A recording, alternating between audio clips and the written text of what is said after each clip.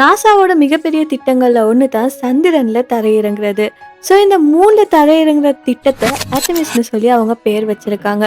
அட்டமிஸ் 1, 2 இதை பற்றி நம்ம சேனலில் ப்ரீவியஸ் வீடியோவில் ரொம்பவுமே தெளிவாக எக்ஸ்பிளைன் பண்ணி போட்டிருக்கேன். ஸோ அதை மிஸ் பண்ணவங்க மேலே இருக்கிற லிங்கை கிளிக் பண்ணி போய் அதையும் பார்த்துக்கோங்க. இன்னைக்கு நம்ம இந்த வீடியோவில் என்ன பார்க்க போறோம்னா அட்டமிஸ் 3 பற்றி தான். ஸோ இந்த திட்டத்தில் என்னெல்லாம் நடக்குன்னு சொல்லி ஒவ்வொன்றும் நம்ம இந்த வீடியோவில் கிளியராக பார்க்கலாம். இப்போ வாங்க வீடியோக்குள்ளே போகலாம்.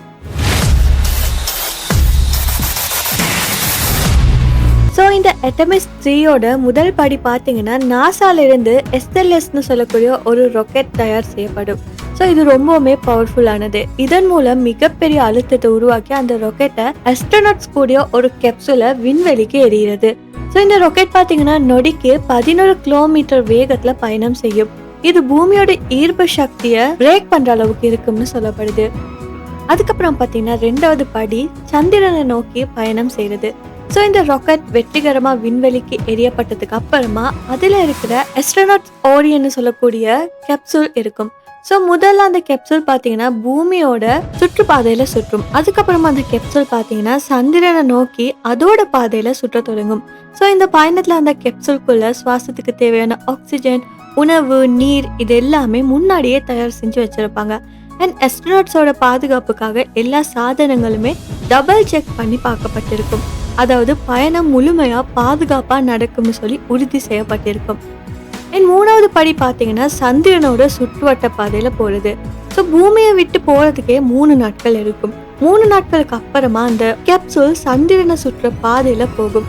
ஸோ இந்த நேரத்துல பாத்தீங்கன்னா அஸ்ட்ரோநாட்ஸ்க்கு ரொம்பவுமே த்ரில்லிங்கான ஒரு மூமெண்டா இருக்கும்.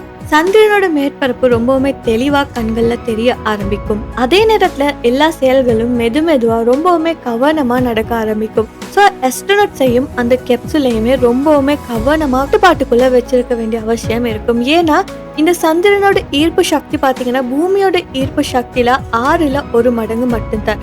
ஸோ அதனால இந்த கேப்சூலோட வேகம் சரியா இல்லாட்டி அந்த ஆர்பிட்ல சிக்கலாம், அப்படி இல்லைன்னா தவறான பாதையில போகலாம். ஸோ இதனால அந்த கேப்சூலோட அமைவு, வேகம், திசை இது எல்லாமே ரொம்ப முக்கியமா கவனிக்கப்பட வேணும். 4வது படி பார்த்தீங்கன்னா சந்திரன்ல தரை இறங்குறது.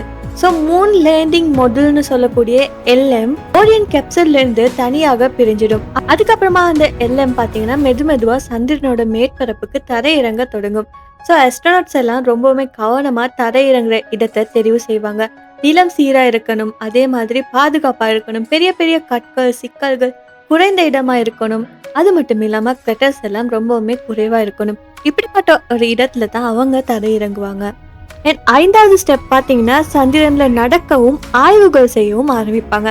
அஸ்ட்ரோநாட்ஸ் பார்த்தீங்கன்னா அவங்களோட விண்வெளி உடைகளை தயார் செஞ்சு அந்த ஹெட்ஸ்ல இருந்து வெளியே வருவாங்க. அதுக்கப்புறமா மெதுவா முதல் ஃபுட் பிரிண்ட்ஸை அவங்க சந்திரனோட மேற்பரப்புல வைப்பாங்க.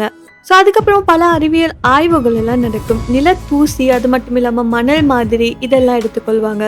சந்திரனோட கற்கள் மாதிரிகள் எல்லாம் சேகரிப்பாங்க. சந்திரனோட மேற்பரப்பை கேமராக்கள் மூலம் படமா எடுத்துக்கொள்வாங்க. இன்னும் முக்கியமான சயின்ஸ் இன்ஸ்ட்ருமெண்ட்ஸ் எல்லாம் நிலத்துல அமைத்து ஆய்வுகள் எல்லாம் செய்யப்படும்.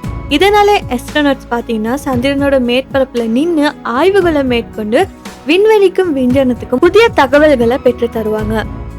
லாஸ்ட் ஸ்டெப் பார்த்தீங்கன்னா பூமிக்கு திரும்புறது. சந்திரன்ல அஸ்ட்ரோநாட்ஸ் அவங்களோட பணியை முடிக்கிறதுக்கு அப்புறமா LMல உயர்ந்து செல்ற நிலைக்கு இயங்க ஆரம்பிப்பாங்க.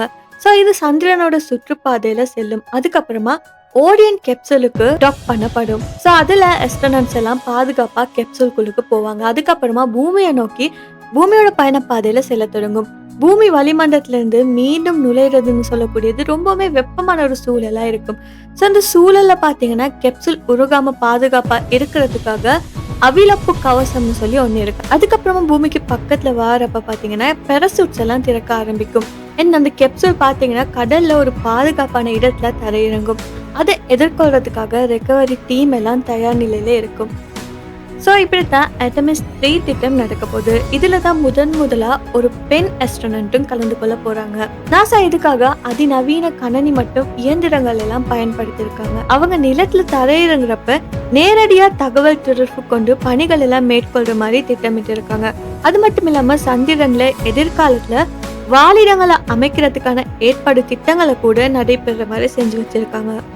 ஸோ இந்த ராக்கெட் ஜேர்னிக்குள்ளே பார்த்தீங்கன்னா ஹிஸ்ட்ரி, சயின்ஸ், மனிதர்களோட தைரியம், டெக்னாலஜி இது எல்லாமே கம்பைன் ஆகியிருக்குன்னு சொல்லலாம். ஸோ இந்த வீடியோ பிடிச்சிருந்தா மறக்காம இந்த வீடியோவை லைக் பண்ணி ஷேர் பண்ணுங்கள். அது மட்டும் இல்லாமல் நம்ம யூடியூப் சேனலை சப்ஸ்கிரைப் பண்ணி பக்கத்தில் இருக்க பெல் ஐக்கானையும் கிளிக் பண்ணிக்கோங்க.